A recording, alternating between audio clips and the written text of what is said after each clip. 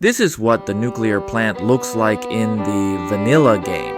Unfortunately, we don't have any other options but to work with this not-so-impressive asset. This is the reactor building, the core of a nuclear power plant, housing the reactor and associated systems. This is the steam generator building. It converts the heat generated by the reactor into steam. The steam then drives the turbines to produce electricity in the next building, the turbine building.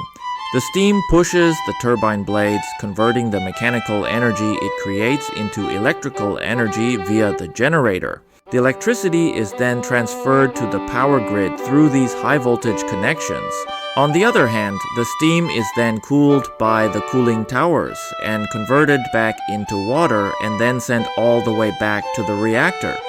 Cooling towers are often the most recognizable structures of a nuclear plant, but that doesn't mean every nuclear plant must have one. Some nuclear power stations, especially those located near large bodies of water, they use direct water cooling systems instead of these giant towers. However, the asset we're working with today features two cooling towers is simply because this plant design includes two reactors. So now you know how a nuclear power plant operates, and you've become just as much of a nuclear expert as me when it comes to building a nuclear plant. But that's not why you're here. You're here because you want the ultimate challenge, which is how to destroy this nuclear plant and what a full-scale nuclear disaster truly looks like.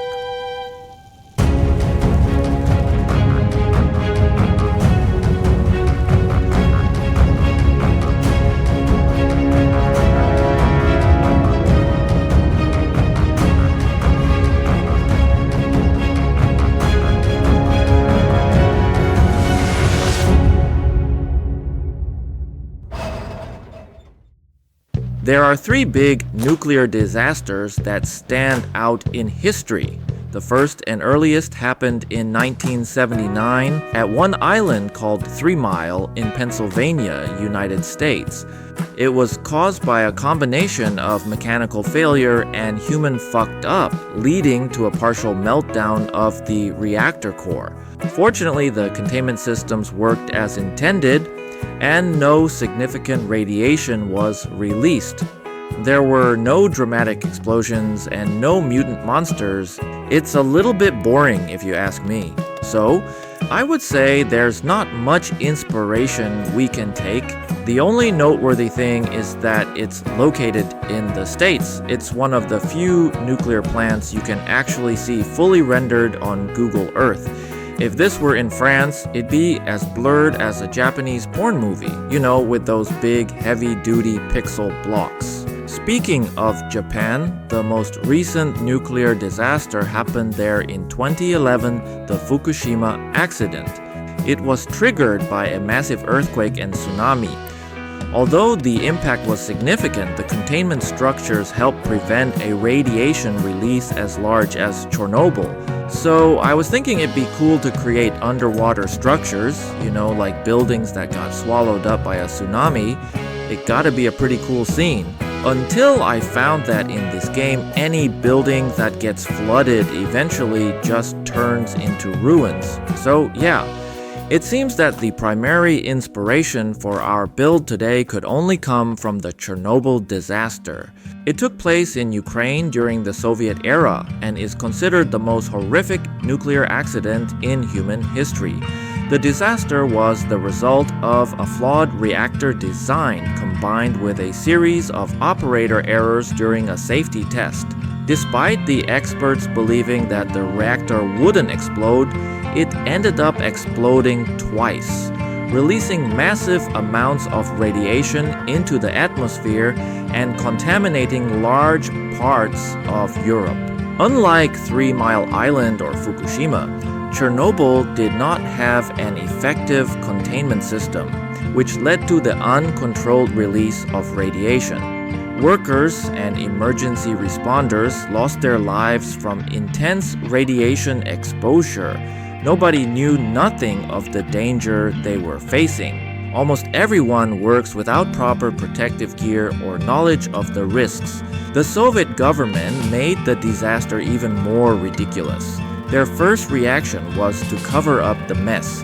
In the first few hours, they completely blocked information and instructed the nuclear plant staff and local officials not to disclose anything to the public. For days after the incident, Soviet media did not report any details about the accident.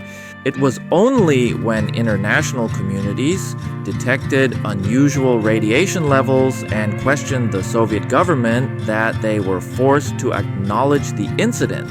The initial statements released by the Soviet communists only mentioned that there had been some technical issues at the reactor and that radiation levels were under control. They refused international assistance and they claimed they could handle the situation independently. They rapidly sent large numbers of workers to the affected areas, trying to clean up and hide the radiation traces. Meanwhile, they forced workers to change radiation readings to make it appear that the radiation levels were within safe limits. They persecuted those who attempted to reveal the truth or criticize the government. All documents and records related to the disaster were strictly controlled and kept confidential to prevent the truth from being exposed until the Soviet Union collapsed. Anyway, in our little town for this episode, communists aren't the concern. There's something much worse, a zombie virus outbreak. This zombie thing directly caused a major accident at the plant as workers were quickly infected and lost their minds. With nobody able to manage the systems properly, the cooling system soon failed, causing the reactor core to get dangerously hot. In the end, this overheating led to a massive explosion that destroyed half of the containment structure, the very thing we've been building for the past few minutes. Typically, the protective shell is made from reinforced concrete, usually has a thickness ranging from 1 to 2 meters. The concrete is often combined with a steel liner, which is an additional barrier, ensuring that the structure can withstand extreme events such as explosions, earthquakes, or even impacts like aircraft crashes. But unfortunately, the protective shell of our nuclear power reactor didn't meet the required standards. It was only after the explosion that people discovered there were serious quality issues with the steel liner inside. Not only was it compromised, but its thickness was also far below the standard requirements. However, many specialists have stated their opinions, arguing that our advanced nuclear reactors are fundamentally incapable of exploding. One expert remarked, "I'm quite sure nuclear power plants are even safer than gas stations. All they need is fuel to create heat and water to turn into steam. And even if there's neither of those nor any personnel present, it still won't blow up." Some of the surviving employees who managed to escape have also come forward to reveal the cause of the explosion. One insider shared, "When the zombie virus breaks out in the city, people are trying to evacuate. Many tasks are left unfinished, one of which is the initial test of the nuclear power plant. The facility is suddenly evacuated during a zombie army raid, leaving the cooling mechanisms for the nuclear fusion unactivated. This leads to a nuclear meltdown followed by an explosion." Some historians, looking back at the events with hindsight, believe that the debate over the explosion arose because the entire town lost contact with the outside world immediately after the incident. Although the authorities provided an explanation stating the explosion of the nuclear plant caused an airplane to crash into the town's signal tower, cutting off communication and preventing people in the area from reaching out for help. And of course, nobody believes this horse shit. They were certain it was all part of a government conspiracy. They also speculated that the zombie virus was nothing more than an excuse. They believed the real issue lay with the nuclear power plant itself. Otherwise, there would be no explanation for the fact that there were no traces of zombies found at the plant. Thank you all for sharing your incredible stories and ideas. They are absolutely amazing. There are so many fantastic narratives and concepts that I'd love to bring to life, but we'll take it one step at a time. Next up, we need to plan out the entire layout of the power plant. Aside from the core structures I mentioned at the very beginning, a nuclear power plant has many other essential components.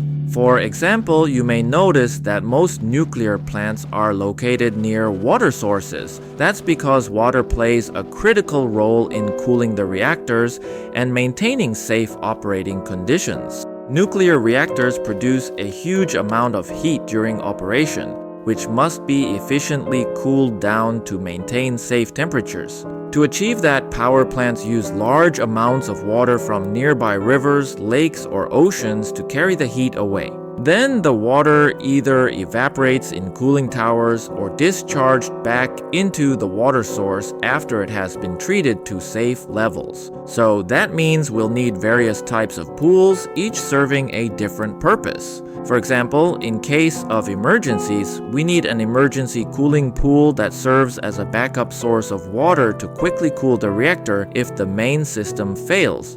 We also need a wastewater treatment pool. Power plants generate wastewater during operation, which needs to be treated before it can be safely released. An outdoor treatment pool temporarily holds and processes the water, removing contaminants to ensure it meets environmental safety standards. At last, we need a firefighting pool, which is built to hold large volumes of water for use in fire emergencies. Here I changed the water color for visual effect, but in reality, water exposed to radiation doesn't turn green, purple, or anything that looks toxic in any way.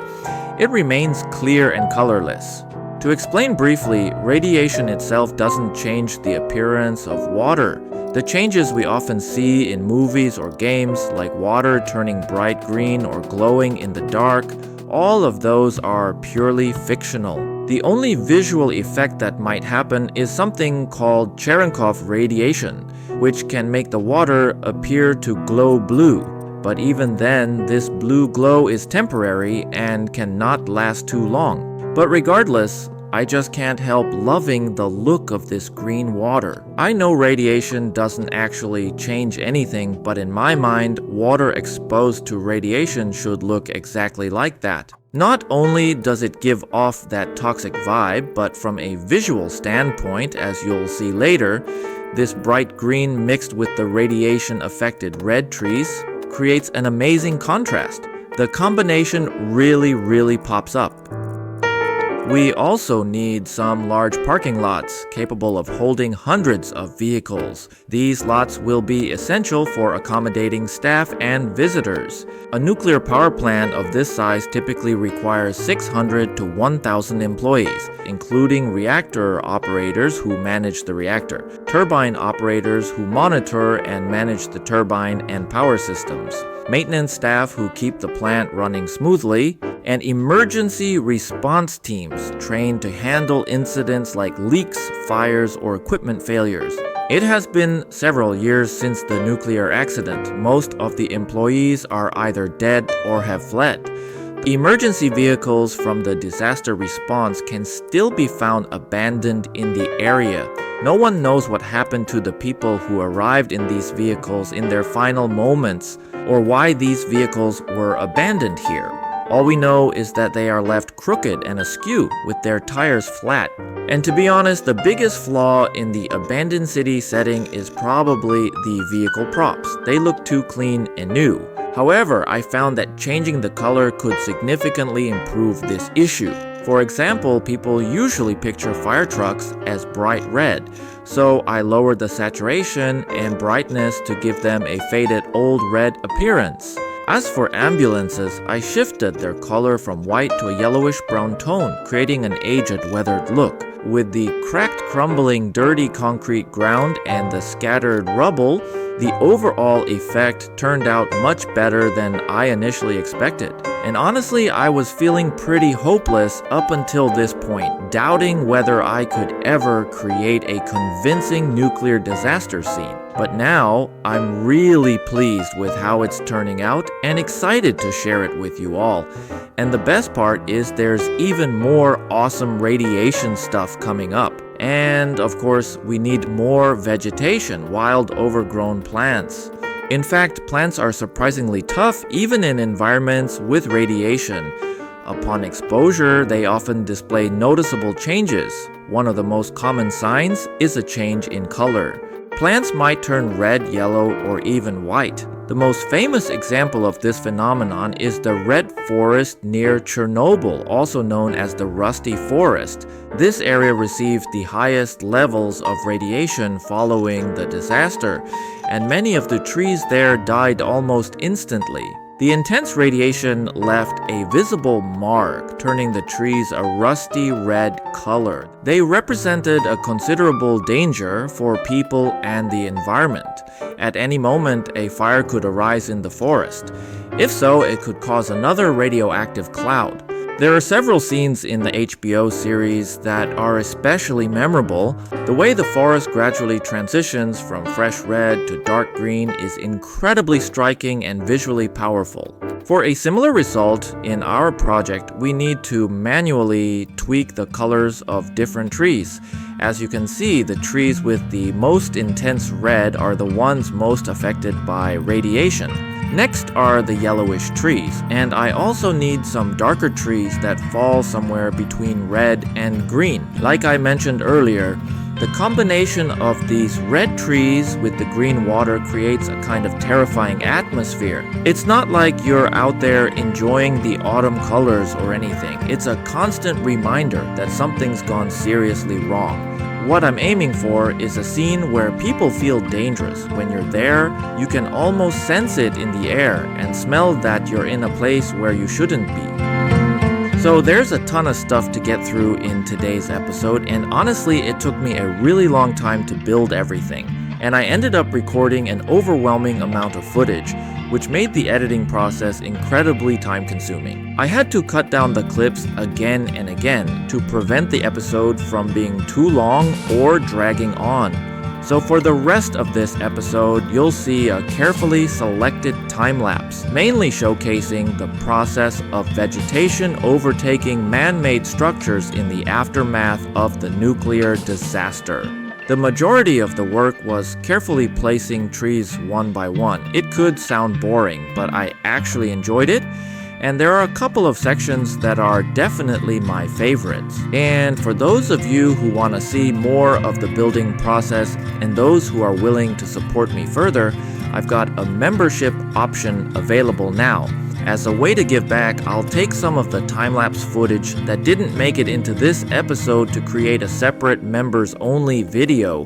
Let's say what you are watching right now is episode 3. The members video will be something like episode 3.5. In addition, I'll name the streets after mid-tier members' names. And for the top-tier members, I might even create a custom build just for you. But please don't feel any pressure. If you want to support me but cannot join as a member, I totally understand. You can still contribute by sharing awesome stories or ideas you have.